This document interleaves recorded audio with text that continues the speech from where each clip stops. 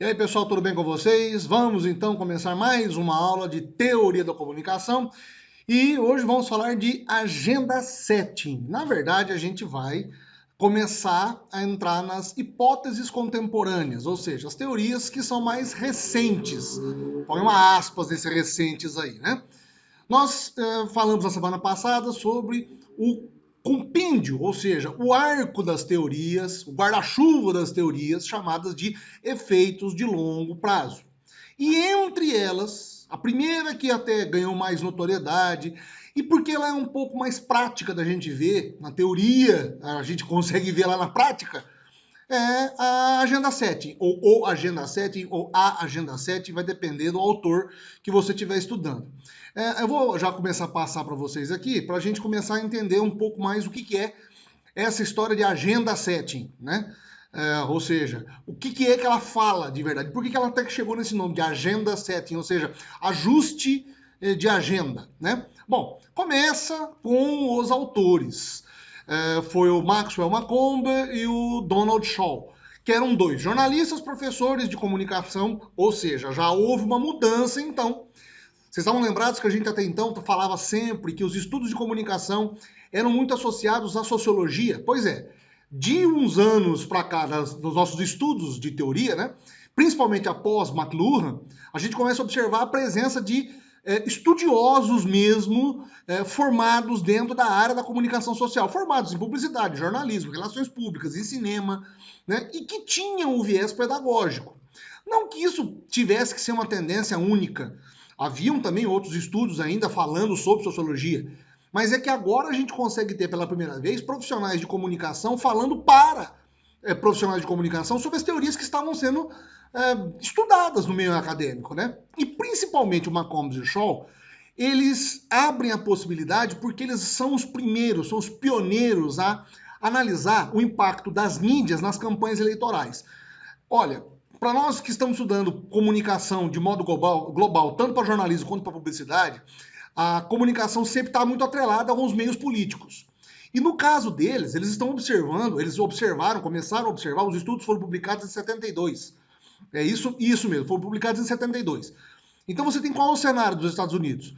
Você tem um cenário de pós-eleição, eleição de 1970, você tem já o meio do governo Nixon, a reeleição do governo do presidente Nixon, você tem todo um amparo muito grande das televisões, as campanhas de televisão presidenciais, inclusive, eram muito focadas já nas questões de marketing, semiótica das cores, o posicionamento dos apresentadores, os debates, é tudo muito já pasteurizado, plastificado. O americano adora isso.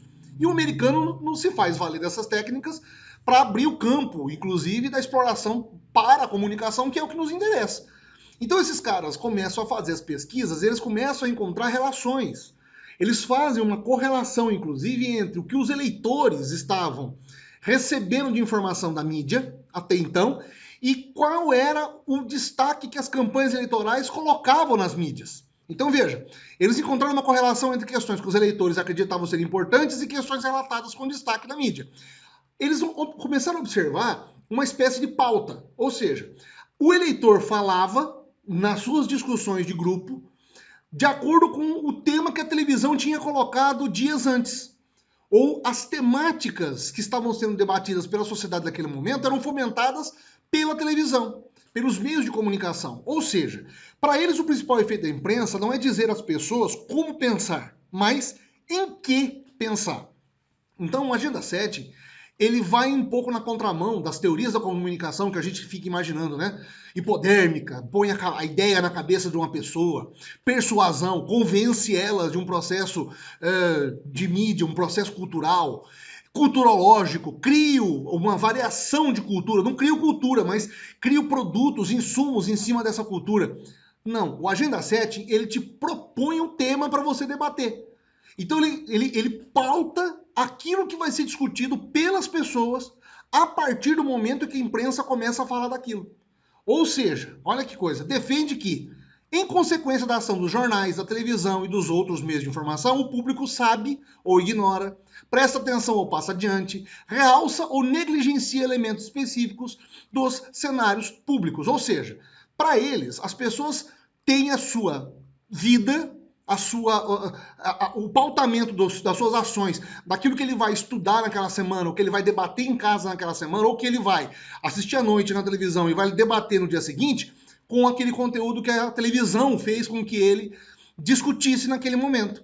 E quando esse cara recebe essa informação vai sendo processada. Ele aos poucos vai mudando de opinião. Por isso que ela está dentro do corpo das pesquisas que vão falar sobre efeitos de longo prazo.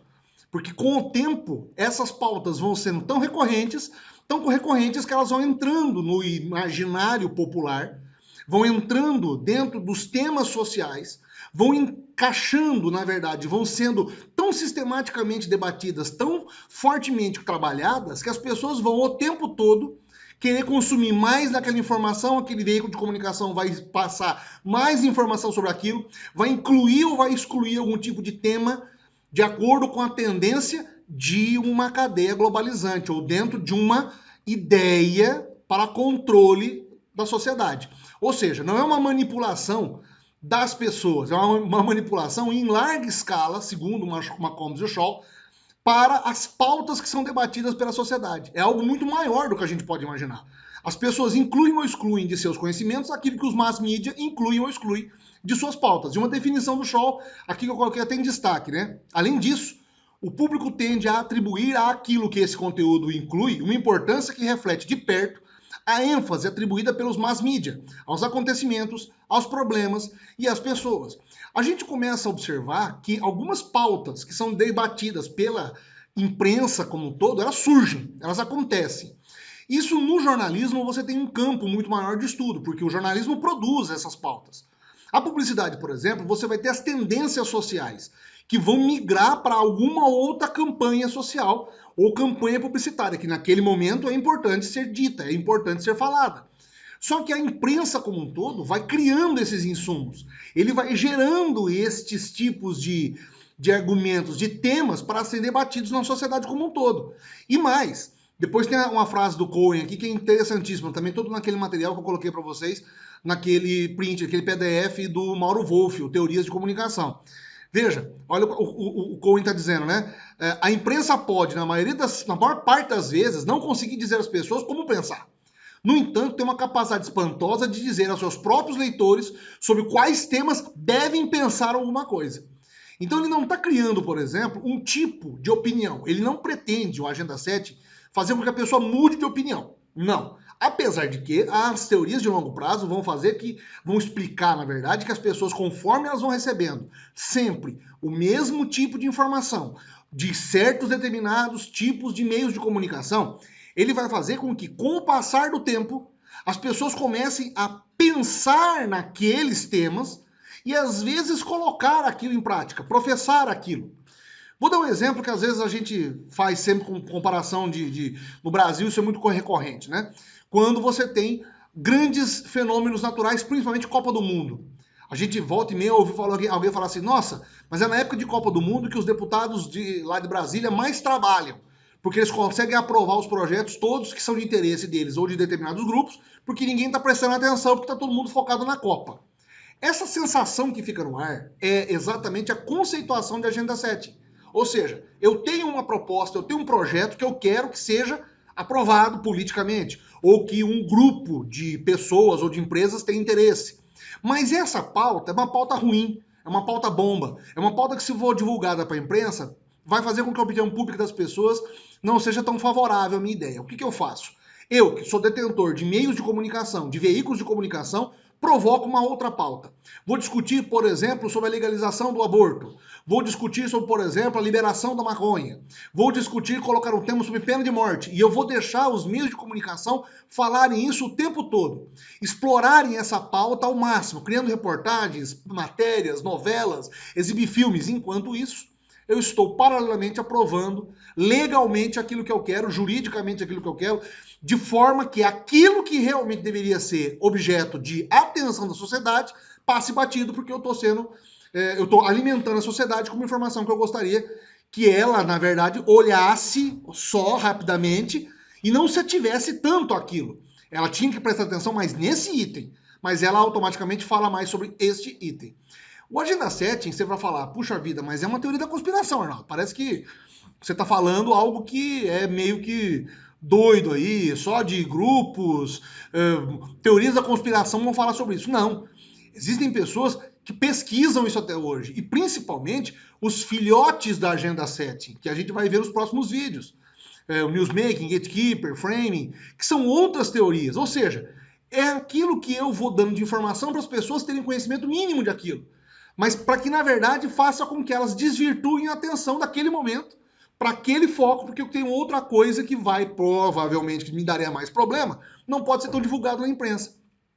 E o pior dessas práticas como agendamento vão, conforme o tempo vai passando, ele vai criando alguns estereótipos, lembram de aspectos, os arquétipos e estereótipos, vocês estão lembrados? Nós vamos criando, de tanto que a gente fala sobre determinado tipo de tema, nós vamos criando as opiniões públicas e os formatos de opinião pública em cima da opinião das pessoas.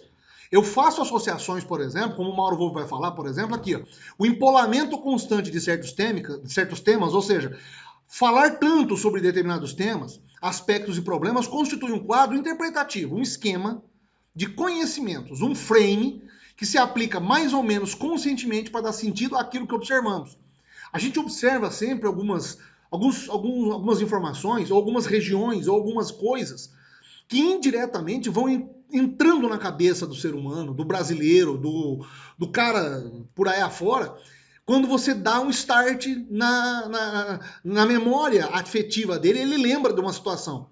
Quando eu falo, por exemplo, Rio de Janeiro, as pessoas associam o Rio de Janeiro hoje a um cenário de guerra civil, violência, corrupção para tudo quanto é lugar. Mas não é só isso que tem lá, tem gente muito boa que mora lá. Quando eu falo da floresta amazônica, ou quando eu falo do estado do Amazonas, eu tenho a associação que lá só tem mato. Lá só tem mato e pessoas andando na rua com arco e flecha. Não é. Manaus é uma das maiores cidades desse país. Tem quase 5 milhões de pessoas morando em Manaus. É uma metrópole aquilo, é uma cidade gigantesca. Quando eu falo, por exemplo, sobre o Nordeste me remonta à tristeza, à secura, à fome, né? Mas na verdade é um polo turístico enorme. Há uma das maiores produções hoje agropecuárias, inclusive no sertão árido do nordestino. Existe seca? Existe seca. Mas não é só aquilo que existe. Quando eu falo de São Paulo, me dá a impressão de ser uma grande metrópole, só tem indústrias, só tem comércio, mas não. É uma efervescência cultural gigantesca, pessoas que moram lá, inclusive, que produzem muito mais do que somente as indústrias. Então o agendamento ele vai criando esses estereótipos. Ele se utiliza de arquétipos e para criar estereótipos. Ele se utiliza de algumas informações básicas dadas pela imprensa, que é divulgado de forma massiva, para eu criar na minha cabeça um tipo de imagem. E essa imagem cola na cabeça das pessoas a tal ponto de elas não processarem as informações da forma correta. Nas sociedades industriais, virtualmente impossível para o indivíduo ter acesso a todos os temas sobre os quais precisa ter alguma opinião. Realmente, ainda mais hoje, que nós estamos vivendo essa era pós-midiática, né? Nós estamos na era pós-pós-moderna, né? Nós estamos no movimento chamado de pós-verdade. Nós estamos diante de uma efervescência gigantesca de informações que não me habilita, não me capacita, diante da velocidade dos meios, a encontrar os meios aos quais eu tenho para saber uma única fonte de informação. Nós estamos falando de uma época, como o Shaw estudaram isso nos anos 70. Nós estamos falando de uma época em que os grandes meios de comunicação eram restritos à televisão. Você só tinha a televisão como grande fonte de informação. Você tinha as revistas, tinha os jornais, as histórias em quadrinhos, o cinema, mas hoje você tem tudo isso reunido na palma da mão através do celular. Você tem uma tecnologia que acelera muito as informações a ponto de eu não conseguir saber qual que é a grande informação. E eu abro a possibilidade para manipulação das informações. Tá, e as fake news que não nos deixam mentir. Então, de uma certa forma, é impossível eu saber tudo, mas os mass media se encarregam, portanto, de oferecer pacotes que se caracterizam pela simplificação, redução dos temas de modo a se tornarem assimiláveis em escala industrial. Ou seja, eu ofereço para o meu consumidor um conteúdo básico de informações, o mínimo para ele saber, para ele não ser um estúpido. Tem até livro com esse nome, né? Mas o fato é que há uma forma, um padrão para isso acontecer. E é isso que é o grande barato do agendamento das informações. Como que essas informações são compiladas, condensadas e passadas para as pessoas. E agendam, literalmente, a opinião pública delas em relação aos temas. Uma definição do show.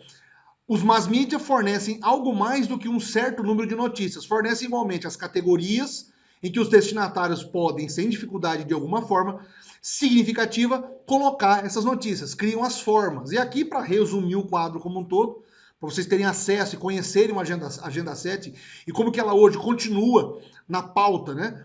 Como a gente tem falado nas últimas aulas. Alguns temas não saem ultimamente da pauta de informações públicas ou da produção de conteúdo, que seja no jornalismo ou na publicidade. São temas recorrentes que sempre vão estar sendo ditos porque interessam a grupos A, B ou C. Os indivíduos não vivem diretamente nesses pacotes, né? Eles estabelecem a ordem do dia sobre temas, problemas e assuntos. Quando você liga o Jornal Nacional, ele te dá um calendário, um cabedal de informações, ele dá na escalada do jornal o que é que vai ser falado. Mas dá para ele falar sobre todas as informações do Brasil? Não, ele direciona aquilo, que vai dar possibilidade para uma nova teoria da comunicação que a gente vai falar nas próximas aulas. E 2, estabelece hierarquia entre os diversos temas e assuntos, organizando-os na ordem do dia. Faz com que as pessoas discutam aquilo no ambiente familiar, no ambiente em que elas vão trabalhar, no ambiente em que elas convivem socialmente, nos grupos sociais, criando, assimilando estas pautas e gerando para as pessoas as informações que elas têm que debater. O mínimo de informação possível para que ela consiga se achar dona de uma opinião e defender essa opinião a todo custo. Ou seja, agenda setting é algo que a gente consegue ver praticamente acontecendo. Mas a gente, infelizmente, como veículo de comunicação, como órgãos, estudantes de comunicação, temos nossas críticas e temos que ver um pouco além, enxergar além da matéria. Vocês estão sendo preparados para isso? Observe como que as empresas de comunicação, eu digo empresas porque não são mais somente emissora de televisão, ela é emissora de televisão, ela é portal de notícias, ela é serviço de streaming, como que eles direcionam o pensamento das pessoas. Eles não estão dando mais informações enlatadas para as pessoas. Eles não estão manipulando, mas estão dando insumos para elas pensarem a favor ou contra as pautas que eles querem naquele momento. Entenderam? Espero então vocês tenham gostado. Ficou bem breve essa semana, mas é porque é uma coisa mais gostosa. Mas comecem a se policiar. Observem. Vejam os veículos de comunicação, principalmente os de internet. E comecem a prestar atenção. Qual é o grande gancho que os veículos de comunicação dão para algumas pautas sociais, políticas e econômicas desse país? Vocês vão se surpreender. Tá legal? Dúvidas, por favor, entrem em contato. Mandem sempre as dúvidas que vocês tiverem pelo WhatsApp ou por aqui mesmo. Espero que vocês tenham gostado. Certo, gente? Um grande abraço. A gente se vê semana que vem. Valeu!